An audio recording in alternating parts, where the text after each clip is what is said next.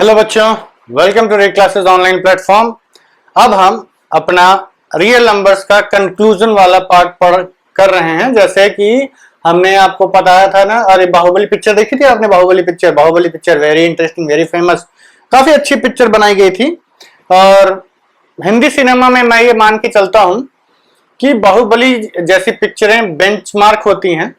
Benchmark in the sense कि आप Hollywood की मूवीज देखिए, उसके जितने भी मैथोलॉजिकल मूवीज होती हैं वो लगभग उसी लेवल पे बनाई जाती हैं। बट इंडिया में राजा महाराजा के टाइम की पिक्चरें बना देते हैं तो हंसी आने लगती है। Baahubali set standard for movies, तो इसलिए वो बहुत हिट हुई थी। चलिए, हमारा टारगेट वो नहीं था, Baahubali is a different thing. अब हम जब बाहुबली द कंक्लूजन था ना कि बाहुबली मूवी खत्म हो गई थी उसके बाद, उसी तरीके से अब हमारा कंक्लूजन वाला पार्ट चल रहा है। एक दो वीडियोस में हम रियल नंबर्स को खत्म कर देंगे। बस प्रैक्टिस ही है, जितना प्रैक्टिस करेंगे उतना अच्छा है। लेट्स सी कि कितना टाइम परमिट करता है। इसमें बस एक छोटा सा कॉन्सेप्ट बचा हुआ है कि हम किसी नंबर को इरेशनल कैसे प्रूव करते हैं कि वो नंबर इरेशनल है या नहीं। इसके पहले हम आपसे बार बार कहते हैं कि चीजें हम जो पढ़ाते जाते हैं उनके नोट्स बनाते जाइए और उनको रिवाइज करके ही वीडियो अटेंड करिए। और वीडियो अटेंड करने के बाद आज के नोट्स को रिवाइज कर लीजिए। इतना कर लो बच्चों, आपका बेड़ा पार हो जाएगा। ठीक, ये हमारा आशीर्वाद है। चलिए, जोक सपोर्ट। अब क्या है कि देखिए, अब आपको प्रूफ करना है कि √5 इरेशनल है।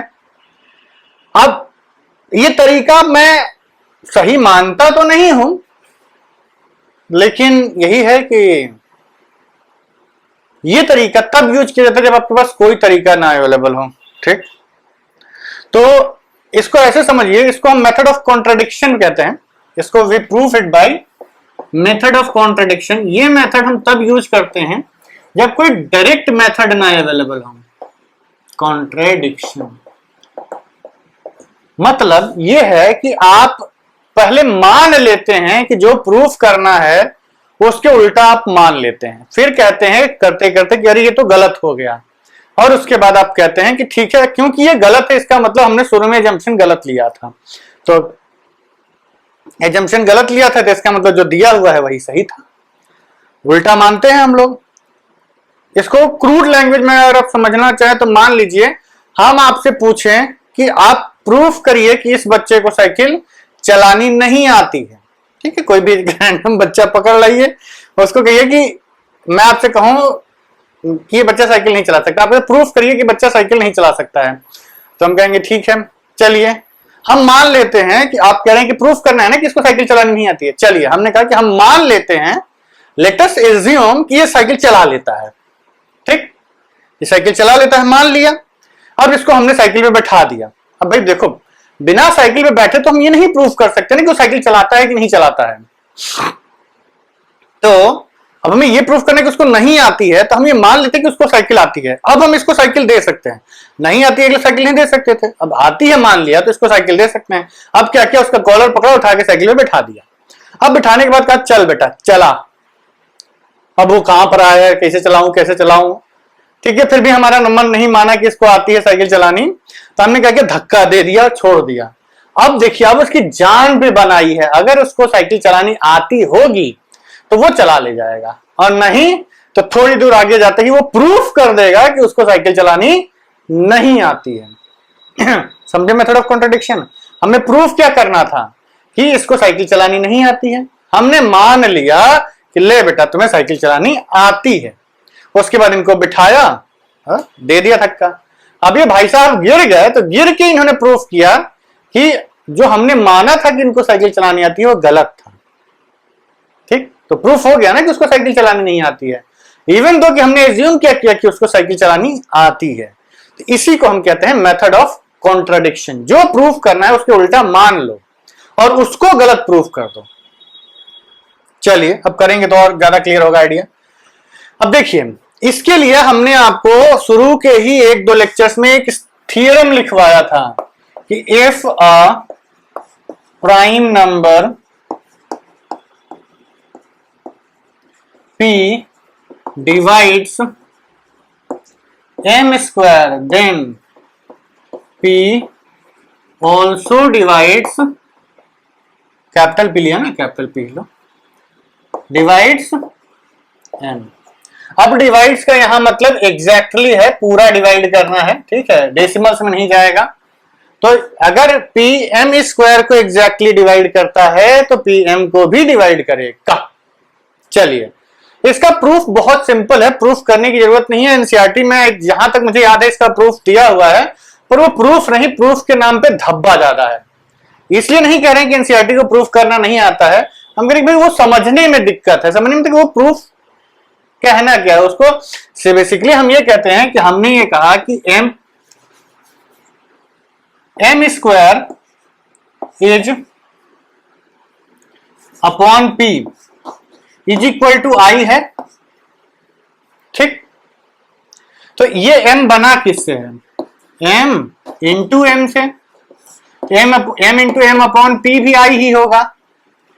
अब ये बताओ कि ये जो m नंबर है इसका कंपोजिशन तो दोनों में सेम होगा ना, ठीक। जैसे ये अगर 2 इंटू 3 हुआ तो ये भी 2 इंटू 3 होगा, ये भी 2 इंटू, एग्जैक्टली सेम चीज दोनों तरफ लिखी हुई है, एग्जैक्टली सेम चीज दोनों में लिखी हुई है। और एक प्राइम नंबर है जो इसको काट दे रहा है, ऊपर नीचे कैंसिल हो जाएगा तभी हमें इंटीजर मिलेगा। तो इसका मतलब कि अगर p यहां है तो यहां भी होगा, क्योंकि एग्जैक्टली सेम है ना, एक p कट रहा है, तो इसका मतलब इस m में p था, वो तभी उसके स्क्वायर में p गया और वही p कट रहा है, ठीक भाई। अगर जैसे हमने कहा कि आप 32 को 32 ना लीजिए, बल्कि आप से 28 ले लीजिए, 28 में नहीं, किसी नंबर के स्क्वायर लेना है ना। सपोज करिए आपने 36 लिया, इसको हमने 2 से डिवाइड किया, ठीक। तो अब ये जो 2 कट रहा है, ये जो 2 कट रहा है वो इसलिए कट रहा है, ये 6 इंटू 6 जो लिखा है, इस 6 में 2 था, इसमें भी 2 था, तो ये एक 2 कट जा रहा है, ठीक। एग्जैक्टली सेम चीज है ना, रिपीट कर रहा है। तो अगर इसमें 2 था तो इसमें भी 2 होगा, इसी का दोनों का मल्टीप्लाई होके 2 यहां आएगा, ठीक। वही 2 कट रहा है। इसका मतलब अगर कोई नंबर किसी स्क्वायर को डिवाइड कर रहा है तो वो उस नंबर को भी डिवाइड कर ही रहा होगा, ठीक। ये थ्योरम हमने आपसे कहा था, जिसको याद रखिएगा, so that when we need to prove a number to be rational or irrational we are going to use it, ठीक। चलिए आगे बढ़ते हैं and let's use this theorem to prove this question that root 5 is irrational। Use कौन सा method करना है कि बंदे को साइकिल चलानी आती है, मतलब method of contradiction. Method of contradiction ये कहता है कि जो आपको प्रूफ करना है उसको उल्टा मान लीजिए। तो हम कहते हैं कि let root 5 is rational and is equal to p by q. ये इन लोवेस्ट फॉर्म है, इसको लिख भी दीजिए, p by q where p by q is in its lowest form. Lowest form का आई सपोज आप लोगों को मतलब पता होगा, मतलब इसका होता है that is p and q have no common factor except, एक कॉमन फैक्टर हमेशा होता है 1। P और Q में कोई भी सॉरी बच्चों, just after the lunch, you know you can very well understand my situation. P और Q में एक नंबर 1 के अलावा और कोई कॉमन फैक्टर नहीं है। जैसे आप से 6/9 लिखेंगे तो ये 2/3 लिखा हुआ है, तो ये लिखना है हमें, ये नहीं लिखना है। इन दोनों में 3 कॉमन फैक्टर है ना, वो नहीं लिखना है हमें। क्या लिखना है? लोवेस्ट फॉर्म में लिखना है नंबर को, मतलब आप न्यूमरेटर डिनोमिनेटर को और कैंसिल नहीं कर सकते। There is no common factor between P and Q। अब आगे बढ़ते हैं। तो इसका मतलब है ऑब्वियसली आप एग्जाम में और थोड़ा एग्जॉस्टिव लिखिएगा कि where P and Q are integers and Q is not equal to 0। या हम लिख ही देते हैं, पर हमारी प्रूफ करने की जगह कम पड़ जाएगी। P and Q are positive integers and Q is not equal to 0। चलिए अब ये स्टेटमेंट पूरा कंप्लीट रेशनल नंबर का डेफिनेशन हो गया इन लोवेस्ट फॉर्म। तो इसका मतलब ये है कि रूट 5 की वैल्यू क्या हो गई? P बाई Q, ठीक। क्रॉस मल्टीप्लाई कर दीजिए, √5 into q is equal to p. अब आप स्क्वायर कर दीजिए तो ये आएगा 5, ये रूट को हटाना है हमको क्योंकि √5 के बारे में हमें पता ही नहीं, तो रूट हटाएंगे तब प्रेडिक्ट कर पाएंगे।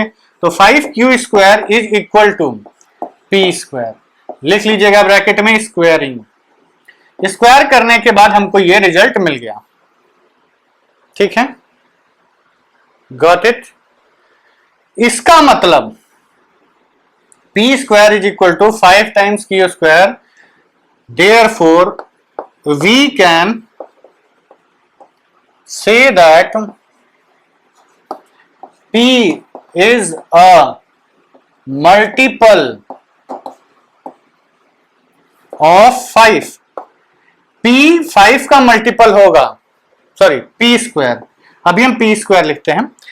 देखिए p² 5 का मल्टीपल है, दिख रहा है सामने, लिखा हुआ है ना 5 इंटू q², है, हाँ लिखा हुआ है सामने, तो मानना पड़ेगा ना भाई, p² is a multiple of 5। Agreed, okay. We can say that p² is a multiple of 5 which implies that by using this theorem, जो अभी हमने यहां दिख नहीं रही है, हमने थोड़ी देर पहले लिखा था, उसके हिसाब से कि अगर p² 5 का मल्टीपल है, दैट इज 5 डिवाइड्स p², मतलब 5 ऑल इज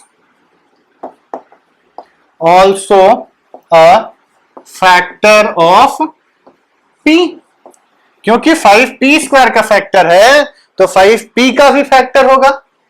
ठीक, यही थ्योरम हम पहले दिन से चिल्ला रहे थे।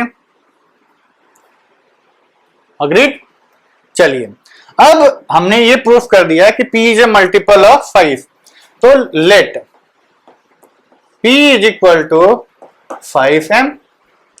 p 5 का मल्टीपल है ना, तो ये 5m, और इसको यहां पुट कर दीजिए, इसको आप रिलेशन 1 मान लीजिए।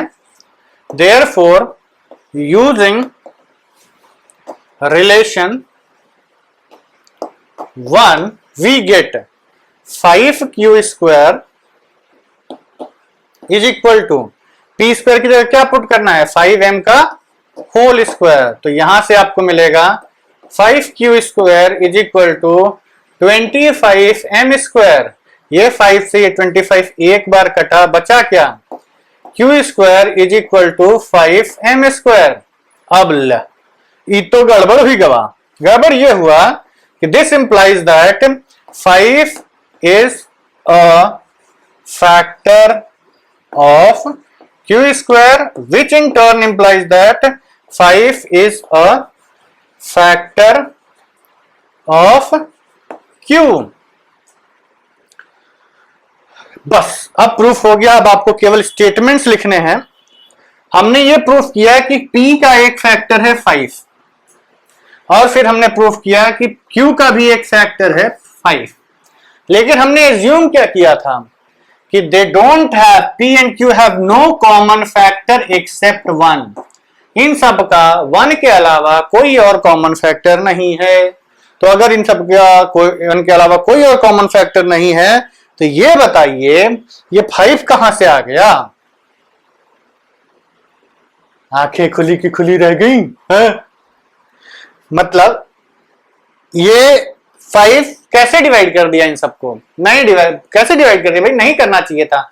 इसका मतलब कि इन दोनों का कॉमन फैक्टर 5 नहीं होना चाहिए, इसका मतलब कि 5 p² का फैक्टर नहीं होना चाहिए, इसका मतलब कि ये जो स्टेटमेंट हमने लिखा हुआ है ये गलत लिखा हुआ है, और ये स्टेटमेंट आया कहां से था, यहां से था। इसका मतलब कि √5 इज नॉट रेशनल। हमने ये प्रूफ कर दिया कि क्योंकि √5 रेशनल नहीं है, और हमें पता है कि रियल नंबर्स या तो रेशनल होते हैं या इरेशनल होते हैं, तो अगर वो रेशनल नहीं है तो उसको कौन सा नंबर होना पड़ेगा, इरेशनल नंबर। तो ठीक है, अब आप इसका स्टेटमेंट वाला आंसर लिख दीजिएगा। वो ये लिखिएगा कि दिस इंप्लाइज दैट, अब इसके आगे वाला यहां से यहां कंटिन्यूड है, this implies that 5 is a common factor of p and q which is in contradiction, वो हमारे initial contradiction which is in contradiction with our assumption that P and Q have no common factor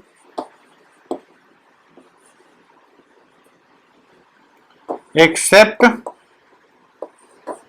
one. Thus, our assumption is wrong that root 5 is rational and hence, ये आप अपनी language में कुछ भी लिख दीजिएगा, hence root 5 is irrational. Proof वहीं खत्म हो चुका है. बाकी भाई पिक्चर अच्छी हो ठीक है, पर उसका ट्रेलर भी तो अच्छा होना चाहिए, एंड अच्छा होना चाहिए. पिक्चर बीच में बड़ी इंटरेस्टिंग थी, स्टार्ट भी थी, एंड अगर खराब हो गया तो लोग कहें अरे यार बेकार पिक्चर थी. एग्जामिनर का चेक करते करते यहाँ आते आते मूड खराब हो गया, बच्चे ने तो लिखा ही नहीं. कैसे नंबर दे दो, अब वो कर रहा है शाहरुख खान की तरह, कहां से नंबर मिलेगा. ठीक, चलिए तो आप लोग इसको समझ लीजिए, नोट कर लीजिए. हम लोग आगे बढ़ते हैं. ठीक है बच्चों, तो अब हमने ये प्रूफ कर लिया कि किसी इरेशनल नंबर को जो प्योर रूट फॉर्म में है उसको कैसे इरेशनल प्रूफ करेंगे.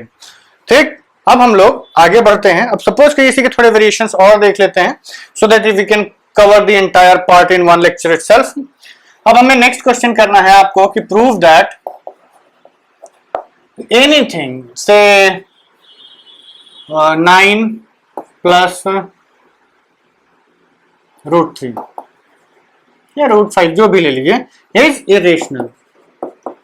वैसे आप लोग ये क्लास 9th में पढ़ चुके हैं कि किसी भी रेशनल और इरेशनल नंबर का सम या प्रोडक्ट हमेशा इरेशनल ही होता है.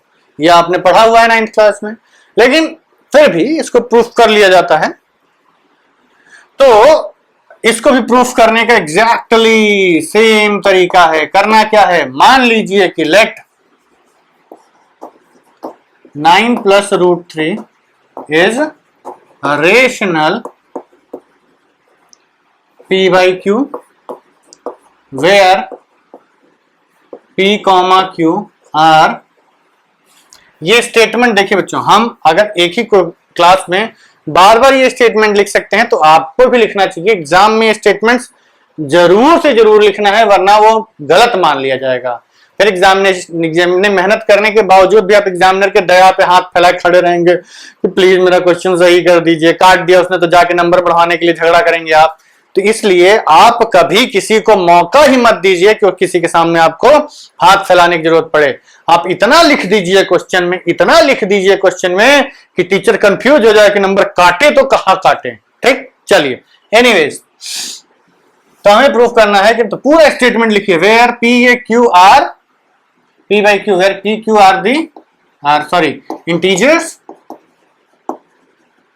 and P, Q is not equal to 0, denominator 0 भी नहीं होना चाहिए, and P, Q have no common factor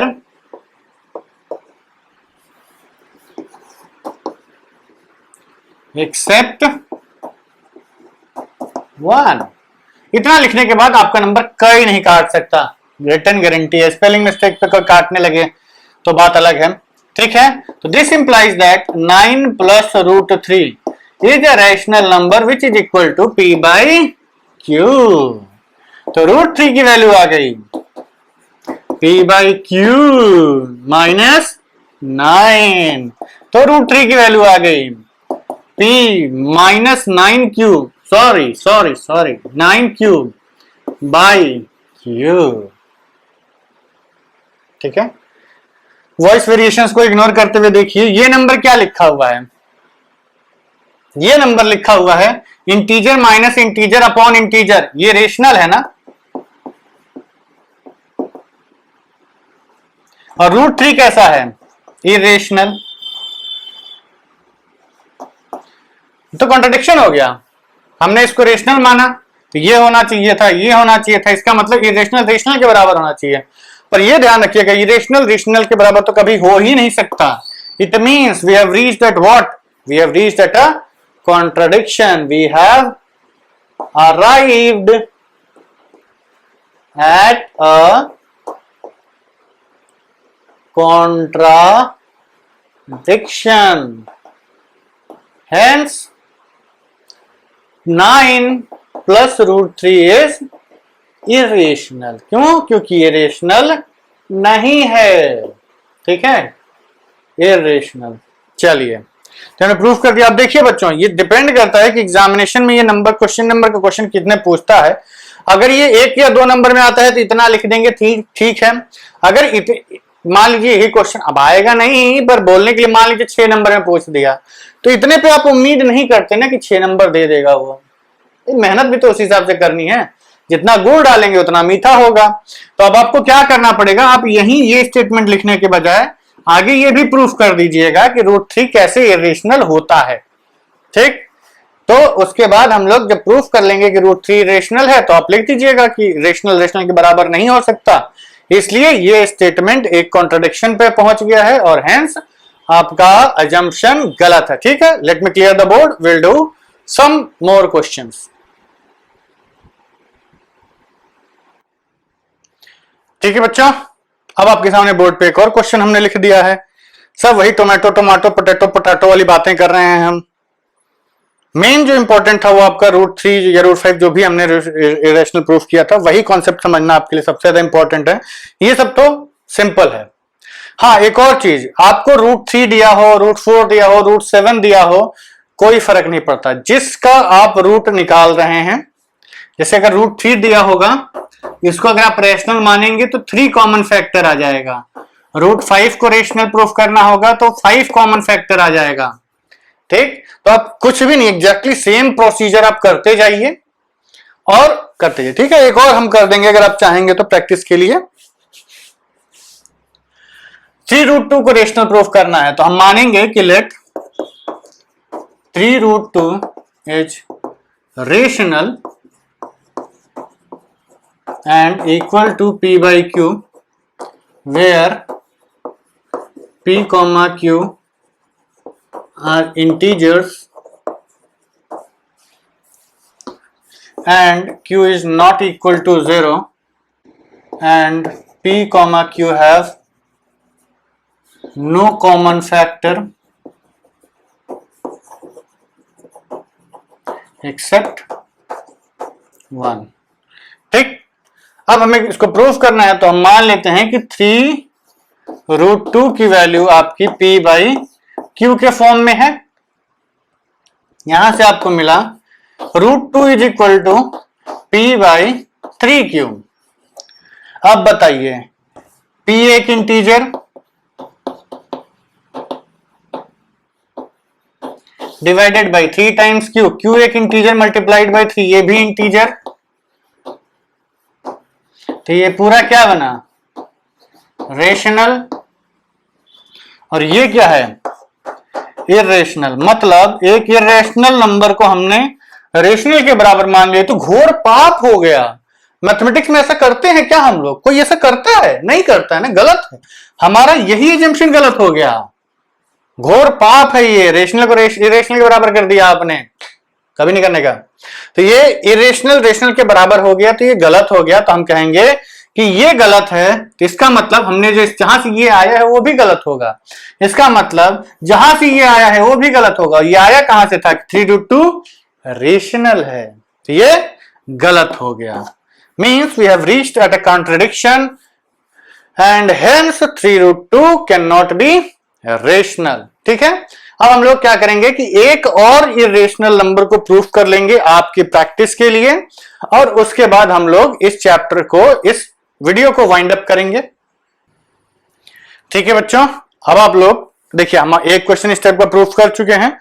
आप लोग भी इसको खुद से पहले वीडियो पॉज करिए, प्रूफ करने की कोशिश करिए। अगर प्रूफ कर सकते हैं तो आप यही वीडियो को बंद करके टाटा बाय बाय कर लीजिए, और नहीं तो अगर आप नहीं कर पा रहे हैं तो देखिए हम इसको फिर से प्रूफ करते हैं, ठीक। बट ट्राई एक बार जरूर कर लीजिए खुद से करने का। तो प्रूफ हमेशा की तरह हम क्या लिखेंगे कि लेट मेथड ऑफ कॉन्ट्रडिक्शन ही यूज करना है। Let root 3 is rational p by q, let root 3 be a rational number p by q where p comma q are integers and q is not equal to 0 and p comma q have no common factor except 1। ठीक है बच्चों, done. तो done. अब हम आते हैं proof पे। Root 3 है हमारा number, root 3 is equal to p by q, square कर दीजिए या रूट एक और स्टेप लिख लीजिए, रूट 3 क्यू क्रॉस मल्टीप्लाई किया is equal to p, square किया 3 q square is equal to p square. ये हमने स्क्वायरिंग से लेके आए हैं। अब दिस इंप्लाइज दैट 3 इज क्यों, क्योंकि P square equal 3 times something लिखा हुआ है, तो 3 क्या हुआ, 3 is a factor of P square. और क्योंकि 3 पी स्क्वायर का एक फैक्टर है, 3 is a factor of p also. तो हम मान लेते हैं कि therefore let P is equal to 3m. Therefore,